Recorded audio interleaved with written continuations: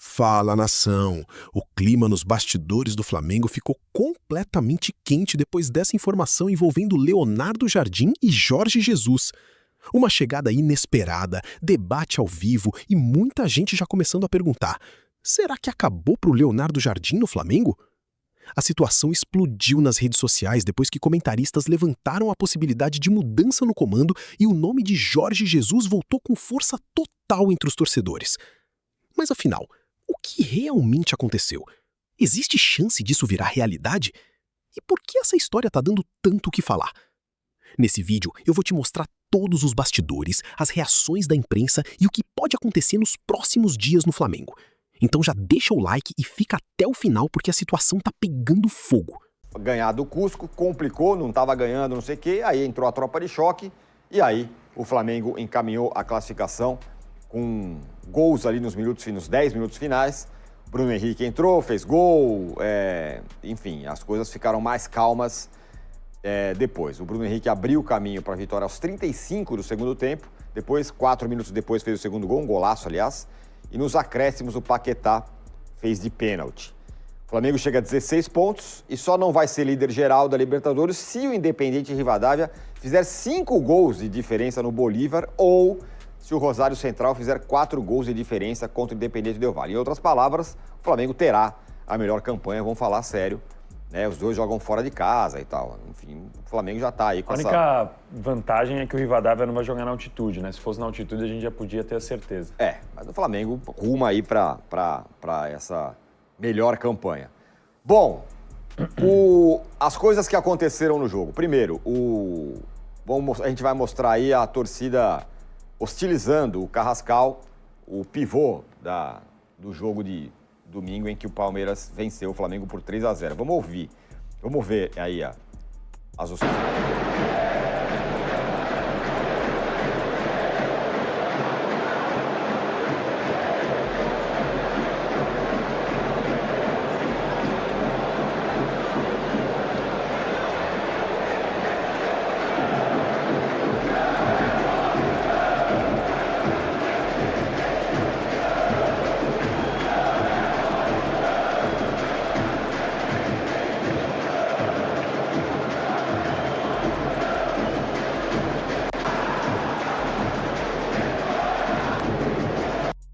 Muito bem, tá aí então. Vamos fazer as legendas orais aqui. O Carrascal vai se... Tarará, o Flamengo não precisa de você, time sem vergonha, e não é mole não. Para jogar o Mengo tem que ter disposição. Para jogar no Mengo tem que ter disposição, o protesto da torcida antes do jogo. Aí, Rodrigo, vou com você, pra gente começar o nosso papo aqui. Depois que os gols saíram, a coisa deu uma acalmada, mas era até natural que tivesse um protesto da torcida depois da cacetada que o Flamengo tomou do Palmeiras no fim de semana, mais o Carrascal e tudo mais. Como tá esse clima, como foi a coisa? Olha, Tironi, eu acho que faltou um pouco de inteligência para o Leonardo Jardim para entender contextos do Flamengo, né? Futebol não é só controle de carga e... vamos fazer uma análise aqui de quem tá inteiro e aí, enfim. Você tinha um time pressionado, porque perdeu no sábado, precisava trazer o jogo logo para si e ganhar mais rápido, que você tirava aquela pressão. O que ele fez? Botou um time que você chamou de alternativa, eu chamaria de aleatório, né? Botou o Everton Araújo, mais Saul e De La Cruz para criar. Saul, que já virou o Vidal 2.0, não consegue jogar, né? Perde todas as bolas, fica reclamando de todo mundo, cai no campo, enfim. De La Cruz ainda é um jogador esforçado, mas tem algumas questões físicas, mas jogou fora de posição, ele não consegue jogar de meia virando, então o Flamengo de costas, né? Então, mais o Luiz Araújo na direita, jogador que está em má fase, o Plata, assim, um jogador em boa fase, e o Bruno Henrique jogando pelo meio, que é a posição que ele tem dificuldade. Ou seja, todo mundo jogando na posição que ele tem dificuldade. Ele trocou todas as posições, mexeu no time inteiro, foi essa a resposta que ele foi dar para a derrota de sábado. E não deu certo, como qualquer um poderia prever olhando a escalação, né? O time foi mal, porque o Flamengo criou 7 chances, verdade. 5 delas foram a partir da entrada do Paquetá e o do Lino no final e com o Pedro. Então o time estava sofrendo até os 25 do segundo tempo. Não é que foi um passeio o tempo inteiro. Então ele trouxe para si uma pressão. Ele falou assim, não, eu já estou pressionado, o que eu vou fazer? Vou aumentar essa pressão botando um time aleatório. Realmente não foi das decisões mais inteligentes. Foi conduzindo esse jogo até 25, quer dizer, não deu certo. Ele voltou para o segundo tempo com a mesma formação, insistiu, com aquela roupinha dele de pijama lá, parecendo umas polainas, e continuou. Chegou em 25, ele botou o Pedro e o Pulgar, deu uma melhorada. Aliás, o Pulgar voltou bem. O Everton Araújo é ótimo jogador, esforçado, mas o Pulgar é melhor jogador do que ele. Começa a dar uma engrenada, quando entra o Paquetá e o Lino, o time começa a jogar e rapidamente resolve o jogo.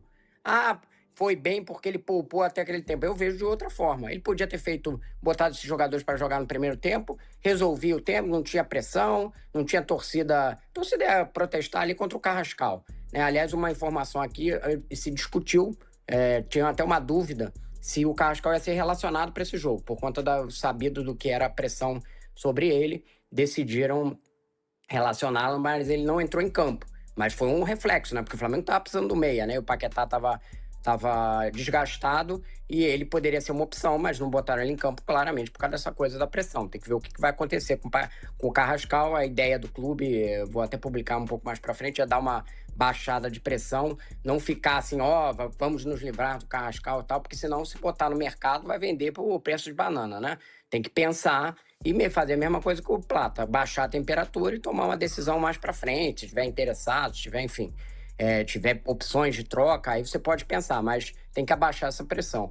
Mas fato eu achei que não foi uma decisão muito inteligente da parte dele. Depois que o jogo, que entram os jogadores, aí o Paquetá ajudou, o Lino também, começa uma triangulação de bola, o Pedro perde um gol, tem outro gol, aí sai o primeiro gol do Bruno Henrique, depois o segundo, aí a coisa foi bem rápida, porque o Cusco é um time fraco, né? Então poderia ter sido uma noite muito mais tranquila. Ele optou por uma noite, né? Não tem aquela história de vai nos bugs lá do Rio Grande do Norte? Ele optou por uma noite com emoção, né? Apesar de ter um público que para o Flamengo não é muito alto, 34 mil pessoas, ele trouxe uma certa pressão. Não foi assim, né? Teve esses protestos, foi assim com uma vaia generalizada, isso não foi. Mas, de qualquer jeito, eu acho que ele poderia ter evitado isso e trazido a torcida mais para um resultado ruim no sábado.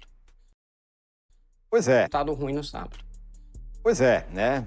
Ele deu uma inflamada num clima que já estava esquisitinho, né, o Danilo? Então, quando saiu a escalação, eu fiquei pensando, estava olhando, até olhando de novo, né? Porque a única explicação que eu vi ali, concordo com o que o Rodrigo disse, acho que o mais prático, até porque não vai poder contar com jogadores na próxima rodada que já vão ser convocados, a maioria deles. Então você joga com os caras e depois eles descansam na seleção, né? Não teria muito sentido descansar. Então, quando eu olhei a escalação, pensei, exceção do Danilo, eu acho que ele tá não pondo os convocados. Quase que, assim, poupando porque o jogador vai entrar com medo, é o último jogo antes de viajar. Assim, fiquei olhando e pensando isso. Aí depois, no segundo tempo, ele coloca o Paquetá e tal, e teve o Danilo que, como eu falei, jogou desde o começo. Porque realmente não fazia sentido você não jogar com o máximo que você tinha ali. Não tinha muito pra que rodar agora, antes de você parar para a Copa do Mundo. Se fosse assim, a gente tivesse falando, não, olha, vai ter esse jogo, o Flamengo já está classificado, aí no sábado vai ter um outro jogo importante, vai poder contar com todo mundo, você poupa um ou outro, aí na quarta que vem, se estivesse no meio de uma maratona, mas você está no final da maratona, você já sabe o que aconteceu com o Flamengo vindo da derrota para o Palmeiras, então realmente eu não entendi o que fez o Leonardo Jardim, mas de toda forma, eu vi ali o que o Flamengo... Dava para ver o clima de, não é insegurança, mas assim, nervosismo no ar, né? Desde o começo, os caras estão ali aquecendo, já ouvem a torcida chiar, aí o Flamengo demorou um pouquinho para abrir o placar, demorou um pouco para criar alguma oportunidade mais clara, você já sentia aquele, não chegava a ser a vaia, mas é aquele começo ali, aquela reclamação, então você sentia um clima tenso ali no Maracanã, e eu acho que o Leonardo Jardim não ajudou em nada, eu concordo com o que disse o Rodrigo. Para mim, tinha que ter entrado com força máxima e tentado resolver o jogo com 20, 30 minutos para ir virar festa. E aí você, 5, 6, 7, você fica naquele jogo. Aí sim você tira os caras que estavam convocados para poupar. Ô, Casão, você que me ensinou essa, e eu sempre gosto de repetir. O bom do futebol é que tem a quarta-feira, tem o jogo seguinte. Tem o jogo ali para você virar a página. Domingo, sábado, o Flamengo tomou uma cacetada do Palmeiras em casa. Esse era um jogo bom para virar a página. Vai jogar contra o Cusco lá, melhor campanha e tal. mas o Leonardo Jardim, como disse o Rodrigo, como disse o Danilo, se embananou, talvez, nas escolhas, e aí demorou para ganhar o jogo. Não, é isso, né? Momento errado com escolha errada, né? Depois da derrota pro Palmeiras por 3-0 no Maracanã, tudo bem, teve a expulsão do Carrascal, que prejudicou o time do Flamengo, deixou o Flamengo na mão, com 10 jogadores, aí teve o 3-0 e tal. Mas você chega na quarta-feira, você vai jogar com um time fraco no Maracanã, escala o time melhor que você tem, escala o time titular, faz um trabalho de motivação, vamos pra cima, marca a pressão, não deixa os caras jogar, vamos fazer gol, sabe? Vamos tentar matar o jogo em 20 minutos. Era isso a resposta que o torcedor do Flamengo queria, depois de uma derrota pro rival do campeonato, né? Que é o rival da Libertadores também. Fizeram a final ano passado, todo ano estão ali, primeiro, segundo, vão disputando a Libertadores também para ser campeão. E você perder em casa por 3-0, claro que pesa, da forma que foi. Então, a decisão inteligente, a escolha inteligente do Leonardo Jardim ontem seria isso. Colocar o time titular e fazer um trabalho de motivação. Assim, a resposta que nós temos que dar hoje é tentar golear esse time. Nós temos que fazer tudo para tentar o tempo. Marca a pressão, não deixa sair jogando, força o erro na saída de bola. Vamos ser mais objetivos, vamos ser mais agressivos, vamos tentar fazer aquilo que nós precisamos agora para puxar novamente a torcida para o nosso lado. E ele escolheu errado porque nós já vimos o jogo, né? Foi difícil, só foi fazer gol no segundo tempo e tal, mas às vezes, se ele consegue fazer um gol no começo do jogo, se o Bruno Henrique faz um jogo no começo do jogo, fica fácil mesmo com o time em reserva. Mas pela situação, ele tinha que ter colocado aquilo que tem de melhor na partida. Concordo tanto com o Rodrigo quanto com o Danilo, que é assim, cara, os caras vão pra seleção. Coloca os caras pra jogar. Vai repousar quando?